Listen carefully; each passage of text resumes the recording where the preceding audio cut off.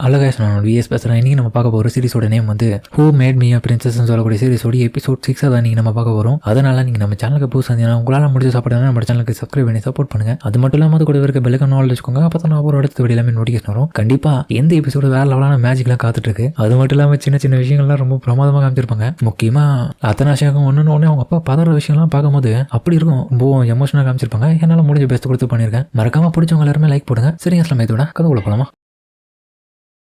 அத்தனாஷியம் பதட்டத்தோட இப்போ அந்த இடத்துலேருந்து வெளியே வந்துட்டு இருக்க காட்டை நோக்கி அந்த ஒரு சமயத்தில் அவங்க அப்பாவை பார்க்கும்போது திடீர்னு அவளுக்கு மயக்கமாயிட்டு அந்த இடத்துல ரத்தம் கக்கிற வாயிலிருந்து இதை பார்த்துட்டு அவங்க அப்பா அதிர்ச்சி ஆகிறதுல திடீர்னு அவருக்குள்ள இருக்கிற ஒரு விஷயமும் இதயத்தில் பார்த்து சீலாக இருக்கு. அது வந்து பிரேக் ஆகிற சமயத்தில் அவளுக்கும் சின்ன ஒரு ஸ்பார்க்கை ஏற்படுத்தல, அவளுக்கும் வலிக்குது. இவன் இது உடனே பார்த்துட்டு உடனடியாக ஹீலிங் மேஜிக் யூஸஸ் வரவைங்க. அதுக்கப்புறம் பார்த்தா நம்ம அத்தனாஷியாவுக்கு நிறைய எக்ஸ்பீரியன்ஸான ஹீலிங் மேஜிக் யூஸஸ் எல்லாத்தையுமே அந்த இடத்துக்கு வர வைக்கிறாங்க. அவங்க ஒவ்வொருத்தர வந்து ட்ரீட்மெண்ட் கொடுக்கறதுல இவளுடைய நோயை வந்து குணப்படுத்த முடியலன்ற ஒரு விஷயத்தை மட்டும் தான் சொல்லிட்டு போறாங்க. அவங்களுக்கே இந்த நோய் வந்து புதுசா இருக்கும். அங்க பார்த்தா லைன் கட்டி நிக்க வச்சிட்டு இருக்காங்க. வந்த ஒவ்வொருத்தரும் இதே விஷயத்த தான் சொல்றாங்க, இந்த நோய் ரொம்ப புதுசா இருக்கு, இது வரைக்கும் நாங்க இதை பார்த்ததே இல்லை, எங்களால குணப்படுத்த முடியாததுக்கு மன்னிச்சிருங்கன்னு சொல்லிட்டு எல்லாருமே கிளம்பிடுவாங்க. மேஜிஸ்ட்ரேட், நீங்க கொஞ்சம் போயிட்டு ரெஸ்ட் எடுக்கணும், ஏன்னா நீங்க கண் முடிச்சுட்டே இருக்கீங்க ரொம்ப நேரமா. பரவாயில்ல, வேற யாராச்சும் இந்த நோயை குணப்படுத்தக்கூடிய ஹீலிங் மேஜிக் யூசர்ஸ் இருந்தாங்கன்னா கண்டிப்பா நம்மளுடைய நாட்டில் வரவை எவ்வளவு செலவானாலும் பரவாயில்ல, எல்லாரும் இதே இடத்துக்கு வந்து அவனு சொல்லிட்டே இருக்கும்போது திடீர்னு பார்த்தா அவனுக்கும் வலிக்கும் ஹார்ட்ல. மேஜிஸ்ட்ரேட், அதுக்கு தான் நான் வந்துட்டேன்னு சொல்லிட்டு ஒருத்தன் வந்திருக்காங்க.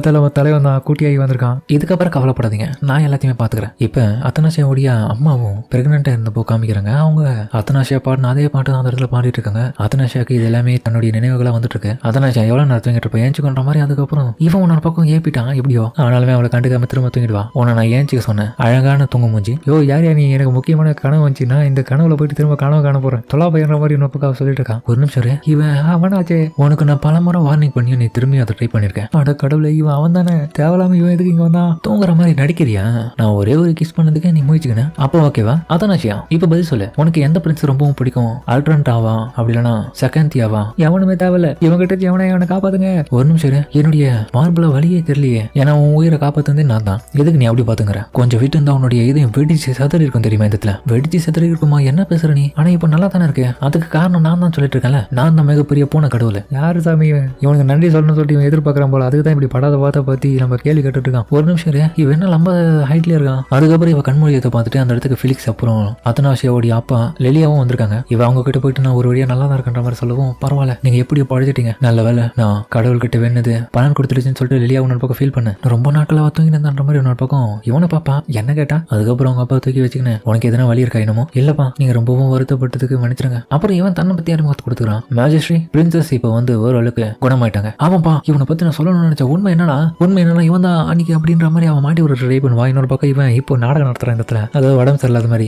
என்ன மன்னிச்சிருங்க மேஜிஸ்ட்ரி, பிரின்சஸுக்கு நான் அதிகப்படியா என்னுடைய மேஜிக் எனர்ஜி நான் பயன்படுத்துறதுனால என்னுடைய எனர்ஜி ஃபுல்லாவே இப்போ டவுன் ஆயிடுச்சு. எனக்கு பயமா இருக்கு, ஏன்னா ரேட் மேஜிக்கல் எனர்ஜி வந்து ஃபுல்லாவே அவங்க கிட்ட திடீர்னு அதிகரிச்சதுனால அது தாங்க முடியாத பாடியால தான் இப்போ இப்படியாப்பட்ட நோய் வந்து அவங்க படுக்கை ஆயிட்டாங்க. கண்டிப்பா இதே நிலைமை நீடிச்சதுன்னா திரும்ப அவங்க லைஃப் லாங் கோமாக்கு போறதுக்கான வாய்ப்பு இருக்கு. நான் அவங்களை எப்படி குணப்படுத்திட்டேன், இதனால எனக்கு ஃபுல்லாவே இப்போ ட்ரைன் ஆயிடுச்சு என்னுடைய மேஜிக்கல் எனர்ஜி ஃபுல்லா. இவன் தான் என்னோட உயிரை காப்பாத்துறான். அப்போ உண்மையிலேயே அப்போ முழுமையா நீ இன்னும் இவங்களை குணப்படுத்தலையா? ஆமா, ஆனா பெரிய லெவலில் அது பாதிப்பு இருக்காது. ஆனா கொஞ்சம் கொஞ்சமா அந்த மேஜிக்கல் எனர்ஜி எல்லாம் எடுக்கிறது மூலியமா அவங்களை குணப்படுத்திடலாம். இருந்தாலும் எனக்கு ரொம்ப பெருமையா இருக்கு பிரின்சஸ் அத்தனாஷியாவை குணப்படுத்துறதுனால. அப்படியேங்கப்பா பால் அப்போ ரொம்ப பவர்ஃபுல்லான ஆளா, நிறைய மேஜிக் வச்சுட்டு இருக்காங்கன்ற மாதிரி இன்னொரு பக்கம் வந்து கூட இருக்காங்க எல்லாருமே பாராட்டிட்டு இருக்காங்க. அவன் ஒரு பித்தலாட்டம் நடத்தீங்கிறான், நீங்க நல்லா நம்பிட்டு இருக்கீங்க அப்படின்ற மாதிரி இன்னொரு பக்கம் சொல்லிட்டு இருக்கான். இருந்தாலும் இவங்க கொஞ்சம் கொஞ்சமா வளர நிலைமை ரொம்ப மோசமாகும், திரும்ப இந்த விஷயம் நடக்கிறதுக்கான வாய்ப்பு இருக்குன்ற மாதிரி இன்னொரு பக்கம் அப்படியே கீழே விழ போனவன் இதை மாதிரி அத்தனாஷியா அப்பா போயிட்டு அவனை பிடிப்பான். நல்லா தானே இருக்க தம்பி, என்ன மன்னிச்சிருங்க, எனக்கு தலை இப்போ ரொம்பவும் வலிக்குது அப்படின்னு சொன்னவா டக்குன்னு பார்த்தா அவங்கள பத்தின விஷயங்களை அப்படியே அனலைஸ் பண்ற ஆரம்பிக்கிறான். ஆனா அவங்க யாருக்குமே தெரியாது.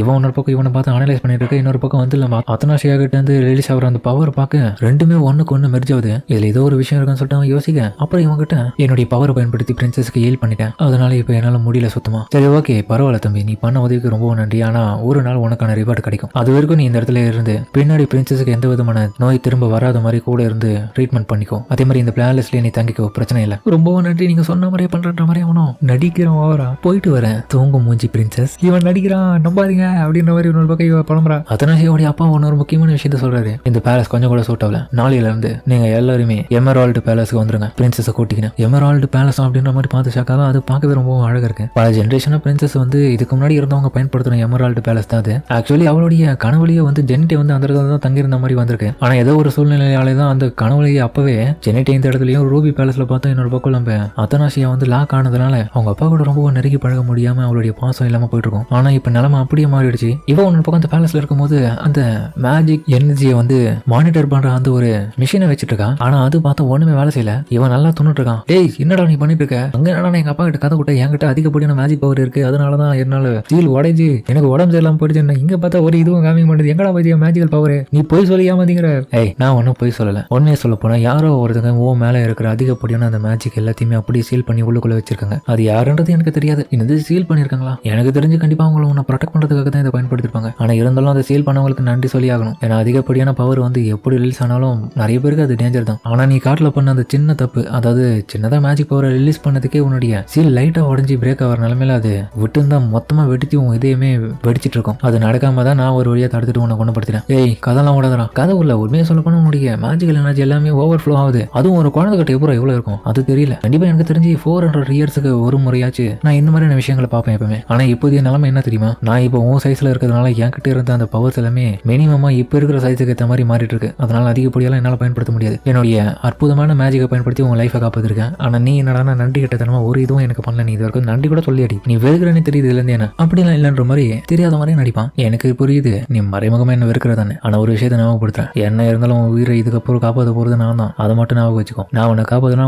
இதையும் வெடிச்சு செதறிடுமா? யோ என்னைய பேசிட்டு இருக்கேன்? நீ என்ன உயிரை காப்பாத்துனதான் இங்க ஓசி சோறு கொடுக்குறோம்ல, துண்டு கம்முன்னு போ வேலையை பாரு. சும்மா இந்த தேவையில்லாத கதெல்லாம் இங்க பேசிட்டு இருக்காத. விட்டா ரொம்ப தான் பேசிட்டு இருக்கேன். எங்க அப்பா கிட்ட கம்ப்ளைண்ட் பண்ணுவோம் பாத்துக்கோ. சொல்லு உங்க அப்பா ஒன்னும் எதுவும் சொல்ல மாட்டாரு. நான் இந்த இடத்துல எல்லாத்தையும் சாப்பிட்டுறாரு. ஆமா நீ கூட்டு வந்தியா? இது என்ன பண்ணிட்டு இருக்கீங்க? வேலை பண்ணிட்டு இருக்குன்ற மாதிரி கேட்கறான். என்னது? அப்புறம் பார்த்தா இவ்வளவு காப்பாத்துனா அந்த மேகம் தான் அந்த இடத்துல இருக்கு. நீ சொல்றது சரிதான். இது நான் கூட்டு வந்தது தான். ஆனா பெருசா இது என்கிட்ட பழக்காது. தேவையில்லாம நீ எதுக்கு வந்தன்னு சொல்லி இதை போயிட்டு அட்டாக் பண்ணுவான். டேய் வாயில்லாத ஜீவனை போயிட்டு எதுக்கு அட்டாக் பண்ற மாதிரி இன்னொரு பக்கம் இவ கத்திக்கிட்டே அதுக்கப்புறம் அதை தூக்குறான். இதுதானே அது? அப்ப காப்பாத்தின அந்த பூனை இதுவா அப்படின்ற மாதிரி இன்னொரு பக்கம் அவ பார்த்துட்டு அதிர்ச்சி ஆயிடுவான். உண்மையை சொல்லப்பதான் இது தன்னுடைய மாஸ்டரை காப்பாத்த தான் ட்ரை பண்ணுது. மாஸ்டரை காப்பாத்துவா? அப்போ என்னைய சொல்ற? ஆமா இது வந்து ஒரு டிவைன் பீஸ்ட். உன்கிட்ட இருக்கிற அதிகப்படியான மேஜிக்கல் எனர்ஜி மூலியமா ஸ்பிளிட் ஆகப்பட்டு உருவாகானது இது. ஆனா இது உனக்கே தெரியாது உன் மூலியமா தான் பிறந்ததுன்னு. சரி அதெல்லாம் விட இது ஸ்வீட் சாப்பிடுமா? சாப்பிடலாம். அதுக்கப்புறம் அதுகிட்ட மிரட்டான். ஏய் துண்டினா இந்த இடத்துக்கு வா. ஆனா அது பயப்புது. ஏய் ஒரு பூனை கிட்ட எப்படி பேசணும் கூட உனக்கு தெரியுது. நான் இதோடைய மாஸ்டரை இது நானே பாத்துக்கிறேன். இதுக்கப்புறம் இது என்ன பேர் வைக்க போறேன்னா ராவன். என்னமோ பண்ணிட்டு போ. ஆனா கூப்பிடுற நாத்துக்கு இது வந்துதாகணும். எங்க பாரு தேவையில்லாம திரும்ப எந்த விதமான தப்பும் பண்ணி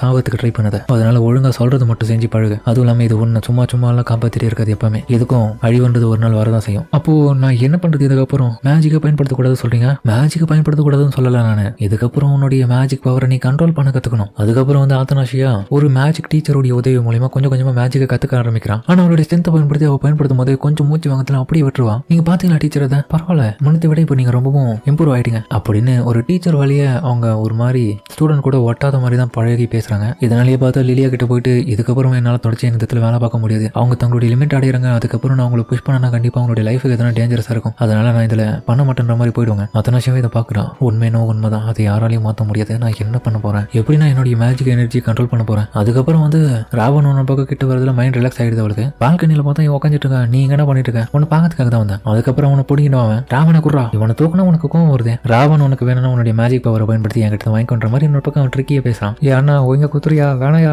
அவன் பாவையா? சரி ஓகே எந்தன்ற மாதிரி கொடுத்துருவான். பார்த்தா ஏன் கொடுத்தானா அந்த இடத்துக்கு அத்தனாச்சியோடைய அப்பா வராரு. அதனாலதான் அப்பா வாங்க டக்குன்னு எடுத்து மறைச்சு வச்சுப்பான். என்னாச்சு? என்னத்தை மறைக்கிறேன்? இது வந்து மேஜஸ்ட்ரி. அது வந்து மேஜிக்கல் கிரியேச்சர். மேஜிக் எனர்ஜி மூலியமா அது உருவானது. பிரின்சஸோடைய ஓவர் ஃப்ளோ ஆகிற அந்த மேஜிக் எனர்ஜி மூலியமா தான் அது உருவாகி இருக்கு. கவலைப்படாதீங்க. அது எல்லாத்தையுமே நான் சமாளிச்சுக்கிறேன். எதனா தப்பு பண்ணிச்சுன்னா இதனால என்னுடைய பொண்ணுக்கு எந்த விதமான பாதிப்பும் இல்ல. அப்பா ஒரு நிமிஷம் சொல்றது கேளுங்க. உண்மையை சொல்லப்போனா இது பிரச்சனை கொடுக்காது எந்த ஒரு வகையிலும். ஏதாச்சும் ஒரு ஆபத்தான சூழ்நிலையில கண்டிப்பா இது பிரின்சஸுக்கு துணையா இருந்து பாதுகாக்கும். அது மட்டும் இல்லாம நான் இவங்க கூட இருந்து பாத்துக்கிறதுனால நான் இவங்களை வாட்ச் பண்ணிட்டே இருப்பேன். கவலைப்படாதீங்க. ஆமாப்பா அவர் சொல்றது உண்மைதான்ற மாதிரி ஒரு பக்கம் அவளும் மனசுக்குள்ள யோசிக்கிறான். பரவாயில்ல ரொம்ப நல்லவனா இருக்கான். சப்போர்ட் பண்றானே. பிரச்சனை வராதுன்னா எதுவும் சொல்றதுக்கு இல்ல. கவலைப்படாதீங்க. நான் கூட இருந்து பாத்துக்கிறேன். அப்ப இதை நான் என் கூடயே வச்சுக்கிறன்ற மாதிரி அவ செல்லமா பாக்குறதுல அவரு கம்முனாயிராரு. சரி பாத்துக்கோங்கன்னு. அதுக்கப்புறம் வந்து வெளியில வந்து மேஜிக் எல்லாமே ட்ரை பண்ணி பார்ப்பான். ஆனா அது திரும்பிய சொதப்பிடுவான். திரும்பிய ஃபைல் அடிச்சு என்னதான் நான் பண்றது? யாருமா ஏன் மேல சீனை போட்டது? சீலியாம போட்டீங்க அப்படின்ற மாதிரி உன பக்கம் இப்ப டென்ஷன் வரா. யாருக்கிட்ட போய் கத்துக்கணும் கரெக்டா இருக்கும் எனக்கு மேஜிக்? அந்த டைம்ல தலையில யாரும் ஆப்பிள் தூக்கி விசிறி அடிக்கிறாங்க. பார்த்தா நம்ம ஆள் தான். உன்னால என்ன நினைச்சாலும் கத்துக்க முடியாது. மிஸ்டர் லூகஸ் உன்னை யாரும் இங்க வர சொன்னது? நான் தான் சொல்லிட்டேன். எப்பவுமே உன்னை நான் மானிட்டர் பண்ண தான் இந்த இடத்துல இருக்கேன். சரியான ஆள் பையன். ஓ திரும்ப மேஜிக் ட்ரை பண்றியா? சாவணும்னு ஆசைப்பட்டியா? ஃபர்ஸ்ட் பேசிக்கான விஷயத்தை நீ கத்துக்காமலே இதெல்லாம் முயற்சி பண்ணா உனக்கு நிலைமை மோசமாக தான் செய்யும். அப்புறம் உனக்குள்ள இருக்கிற அந்த பாம்பு வெடிச்சிடும். சரியா? ஆமா இவன் சொல்றது சரிதான். பேசாம இவன் கிட்டே கத்துலாம. இவன் தான் பயங்கரமான மேஜிக் எல்லாம் தெரிஞ்சு வச்சிட்டு இருக்கானே அப்படின்னு இப்ப கியூடா இருந்துப்பா. செஞ்சு லூகஸ் செஞ்சு நீங்க எனக்கு மேஜிக் சொல்லி கொடுங்க. நான் எப்படி என்னுடைய மேஜிக் கண்ட்ரோல் பண்ணது நீங்க சொல்லி கொடுத்தீங்கன்னா நான் கரெக்டா கத்துப்பேன் அப்படின்னு அவன் கியூட்டா கேக்குதுல. ஆனா உனக்கு தான் என்ன பிடிக்காது. நீ தான் என்ன வெறுக்கிறல. அப்படி இருக்கும்போது நான் உனக்கு சொல்லி கொடுக்க மாட்டேன். எப்படியாச்சும் உன சொல்லி கொடுக்க வைக்கணும். என்ன பண்றது? அந்த டைம்ல பார்த்தா அவனுக்கு பயங்கரமா பசிக்குது. உங்களுக்கு பசிக்குதுன்னு நினைக்கிறேன். நீங்க எதுவும் பெருசா சாப்பிடலையா? ஆப்பிள் மட்டும் சாப்பிட்டு இருக்கீங்க. நீங்க விருப்பப்பட்டு நான் உள்ள போயிட்டு நிறைய வாங்கி தரேன் உங்களுக்கு மேஜிக்கல் எனர்ஜி தானே வேணும்னு சொன்னீங்க. அப்படி இருக்கும்போது என்கிட்ட ஓவர் ஃப்ளோ ஆகிற அந்த மேஜிக் எல்லாத்தையுமே நீங்க கொஞ்சம் அப்சர்வ் பண்ணிக்கலாம்ல. நீங்க இது பெரிய பிரச்சனையா இருக்காது. டீல் ஓகேவா? அந்த டீல் பிரகாரம் அதுக்கப்புறம் வந்து அவன் அந்த இடத்துல இருந்து தன்னுடைய அப்பாவை பார்க்க வர அந்த இடத்துல பார்த்து இவன் வந்திருக்கான். குட் மார்னிங் மிஸ்டர் சுவாமி. இவன் எதுக்கு தேவையில்லாம இங்க வந்திருக்கான்? பர்ஃபெக்டான டைமிங் தான் வந்திருக்கீங்க பிரின்சஸ். இந்த இடத்துல நாங்க உங்களுக்கான ஃப்ரெண்ட் யாருன்றது தான் டிஸ்கஸ் பண்ணிட்டு இருக்கோம். ஓ, அப்போ மிஸ்டர் ஸ்னோவியோடைய பையனை சொல்றீங்களா? பிரின்சஸ் உண்மையா சொல்ல போனா என்னுடைய பையன் அஜிகில் வந்து இந்த இடத்துல இருந்து வெளியே போய் படிச்சுட்டு இருக்கான். அதனால இப்போதைக்கு அவன் வரமாட்டான். உங்களுக்கு நான் ரெக்கமெண்ட் பண்றது ஜெனிடைம் மட்டும் தான். ஆனா ஆல்ரெடி எனக்கு வேணாங்க. ஏன் வேணாம்னு சொல்றீங்க? ஏன்னா என்கிட்ட ஒரு ஃப்ரெண்ட் ஆல்ரெடி இருக்கான். அதுக்கப்புறம் தலைவனை காமிக்கிறான். ஆமா, பிரின்சஸ் கூட இருந்து ஒரு நண்பனை நான் உங்களுக்கு நிறைய விஷயத்த சொல்லிக் கொடுக்க போறேன். இந்த ஆள் ஒரு பக்கம் முயற்சிடுவான், தான் போட்ட பிளான கெடுக்க மாதிரி ஆயிடுச்சுன்னு. அதுக்கப்புறம் ஒவ்வொரு நாளும் பார்த்தா தனக்கான ட்ரைனிங் மொத்தமாவே